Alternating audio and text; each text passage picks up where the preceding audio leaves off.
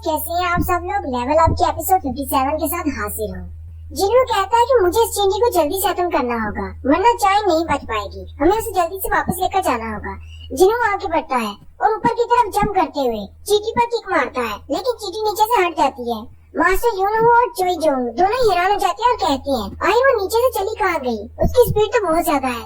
जिन्हों ऊपर की तरफ देखता है तो वो चींटी अपने पंख फैलाते हुए ऊपर चली जाती है। वो चींटी कहती है मेरे पॉइजन का इस पर कोई भी असर नहीं हो रहा और ना ही इसकी स्ट्रेंथ से मेरी स्ट्रेंथ का कोई मुकाबला है, क्योंकि ये मुझसे ज्यादा पावरफुल है। मुझे नहीं लगता कि इसकी फिजिकल पावर के सामने मैं टिक पाऊंगा, लेकिन मेरे पास अभी भी एक स्किल है जिसमें मैं इससे ज्यादा बेहतर हूँ, मेरी स्पीड। साथ ही वो अपने साइज को कम कर लेता है। चींटी का साइज कम होने की वजह से उसकी स्पीड और भी ज्यादा बढ़ जाती है। वो चींटी अपनी बॉडी को बहुत ही स्लिम ट्रिम कर लेती है, जिसकी वजह से उसकी स्पीड बढ़ जाती है। जबकि नीचे जिन्हों भी खड़ा हो जाता है और अपने दोनों डैगर्स निकाल लेता है। वो चींटी सुपरसोनिक स्पीड के साथ नीचे की तरफ आती है और अपना पंजा जिन्हों को मारती है, लेकिन जिन्हों नीचे से हट जाता है। वो भी बहुत ज्यादा हैरान हो जाती है और कहती है आइरिस ने इतनी जल्दी इसको डॉज कैसे कर लिया, क्या इस लड़की की स्पीड मुझसे ज्यादा है। जिन्हों जल्दी से डॉज करते हुए पीछे की तरफ घूमकर उस पर अपनी नाइफ से अटैक करता है, लेकिन वो जल्दी से अपने पंजे को सामने की तरफ कर लेती है और अपने दूसरे पंजे से जिन्हों पर अटैक करती है, जिससे जिन्हों पीछे की तरफ धकेला जाता है। जिन्हों पीछे दीवार के साथ जाकर जेट प्रोपल्शन के साथ दोबारा स्पीड के साथ आगे की तरफ बढ़ता है और फिर दोनों में एक स्पीड की फाइट स्टार्ट होती है जो कि दिखाई नहीं दे रही।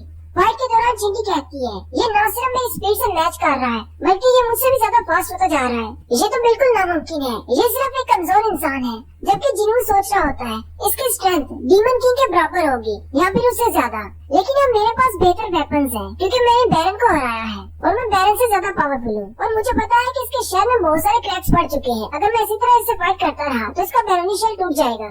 जिन्हों अपने नाइफ को इस्तेमाल करते हुए अपने स्किल क्रिटिकल हिट को एक्टिवेट करता है। वो बहुत सारी क्रिटिकल हिट्स लगाता है, जिसकी वजह से उसका क्रिटिकल हिट भी एक्टिवेट होने के बाद अपग्रेड हो जाता है और उसके फाइनल फॉर्म का नाम क्रिटिकल चेन होता है। उसी वक्त वो चींटी वहाँ से भागना शुरू कर देती है।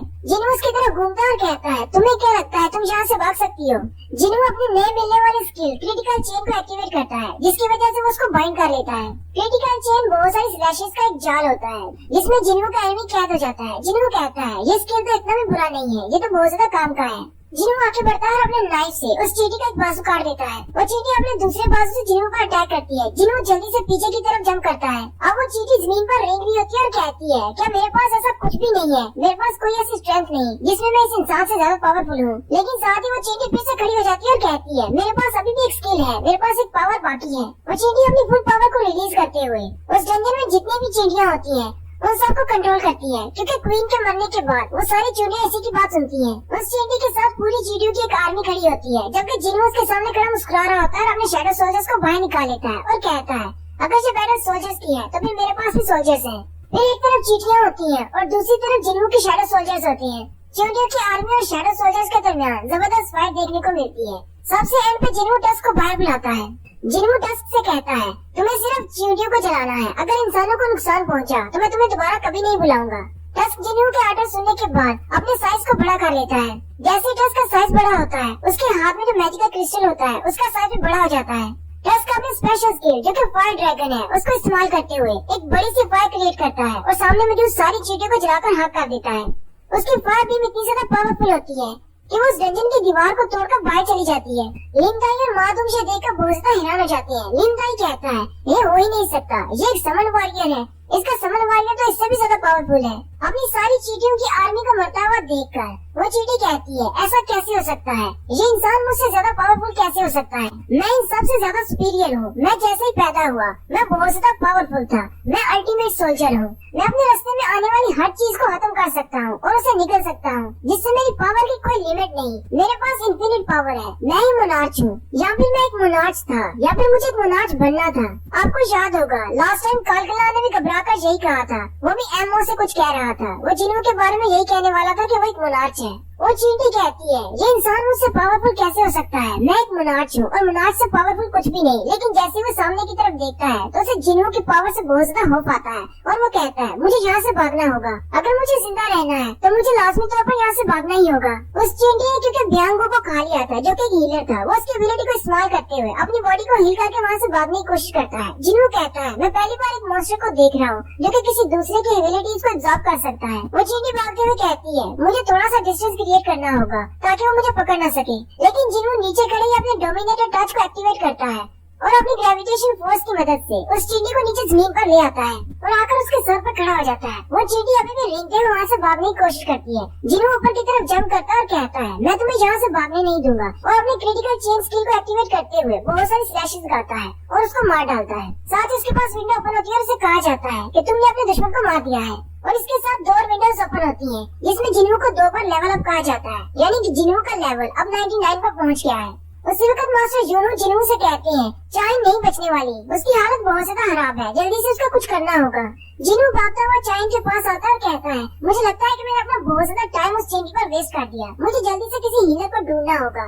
मैं अपने शैडो एक्सचेंज स्किल को भी इस्तेमाल नहीं कर सकता क्योंकि अभी थोड़ा सा टाइम बाकी है, और मुझे अभी तक ये भी नहीं पता कि मैं अपने साथ किसी और बंदे को एक्सचेंज कर सकता हूँ या फिर नहीं। अगर मैं काइजर पर बैठकर वापस जाता हूँ और किसी हीलर को लेकर आता हूँ तो बहुत ज्यादा टाइम लग जाएगा, मेरे वापस आने तक चाइन मर जाएगी। हो सकता है जापानीज की टीम में अभी भी कोई हीलर जिंदा हो, मुझे उनमें से किसी को ढूंढ कर लाना होगा। लेकिन साथ ही जिन्हों को कुछ याद आता है। जिन्हों कैमरामैन से कहता है क्या तुम कैमरा को ऑफ कर सकते हो? वो ये बात सुनकर हैरान हो जाता है। जिन्हों से कहता है अगर तुमने कैमरा बंद नहीं किया तो मैं इसे तोड़ दूंगा। वो जल्दी से अपने कैमरे को बंद कर देता है और कहता है अचानक इसने कैमरे को क्यों बंद करवा दिया? जिन्हों अपने शैडोज को ऑर्डर देता है जल्दी से जाओ और मिन बियांगो की बॉडी को ढूंढ कर लाओ। वो सारे शैडोज बियांगो की बॉडी को ढूंढने में लग जाते हैं। मास्टर यूनो ये सुनकर बहुत ज्यादा हैरान हो जाती है और कहती है अब ये उसकी बॉडी के साथ क्या करने वाला है। थोड़ी ही देर के बाद एक हाई ऑर्क बियांगो की बॉडी को उठाकर ले आता है। जिन्हों उसकी बॉडी के सामने खड़ा हो जाता है और कहता है इसका तो सॉरी नहीं, पता नहीं मेरी शैडो एक्सप्रेशन इस पर काम करेगी या नहीं। लेकिन बियांगो की बॉडी के ऊपर विंडो ओपन होती है और कहा जाता है तुम इसकी बॉडी से शैडो निकाल सकते हो। जिन्हों कहता है मेरे पास सिर्फ यही एक रास्ता है, मुझे इसकी बॉडी से शैडो निकालना होगा। जिन्हों उसकी बॉडी के सामने खड़ा होकर कहता है जागो। बियांगो की बॉडी से थोड़ा सा शैडो निकलता है लेकिन शैडो एक्सट्रैक्शन फेल हो जाती है। जिन्हों से देखकर हैरान हो जाता है और वो फिर से ट्राई करता है लेकिन दोबारा से शैडो एक्सट्रैक्शन फेल हो जाती है। अब जिन्हों के पास सिर्फ एक ही चांस बचता है।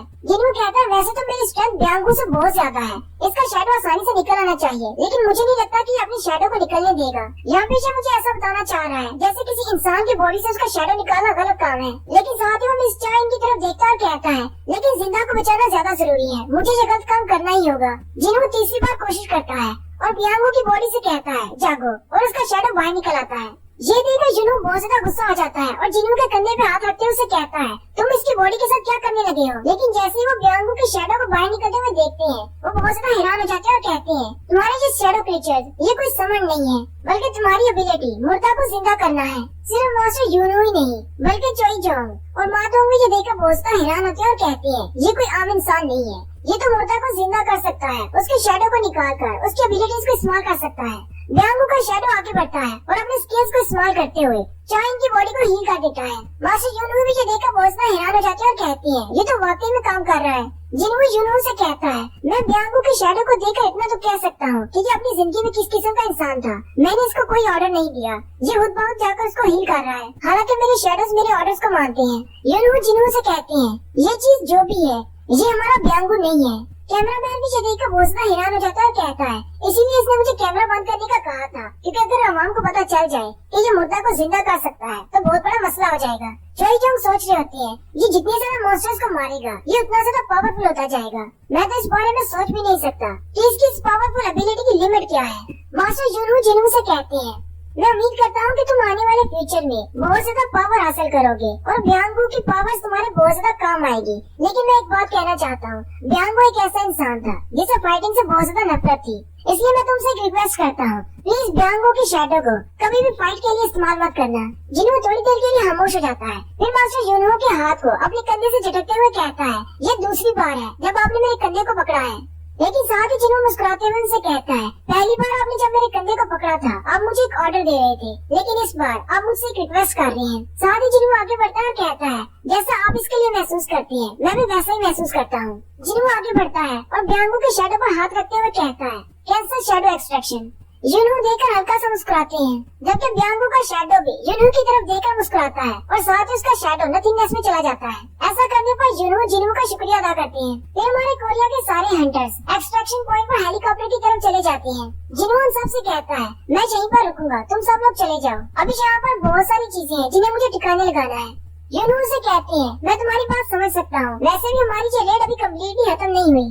आसमान में बहुत सारी चूड़ियां उड़ रही होती हैं। जिन्हों कहता है पहले मैं तुम लोगों के लिए रास्ता खाली कर देता हूँ, उसके बाद वापस आकर इन अंडों का कुछ करता हूँ। जिन्हों अपने पास से काइजल को निकालता है और उस पर बैठकर उड़ जाता है और साथ ही रास्ते में आने वाली सारी चिड़ियों को मारता जाता है ताकि हेलीकॉप्टर के उड़ने के लिए रास्ता साफ किया जा सके। और यहीं पर हमारी एपिसोड 57 का एंड होता है। नेक्स्ट एपिसोड में हम देखेंगे जिन्हों उस चेंडी को अपना एक एयर सोल्जर बना लेता है, जबकि क्वीन को भी अपना शैडो सोल्जर बनाने की कोशिश करता है। और इसके अलावा हम जिन्हों की पावर्स को अमेरिकन हंटर्स ने भी देख लिया है।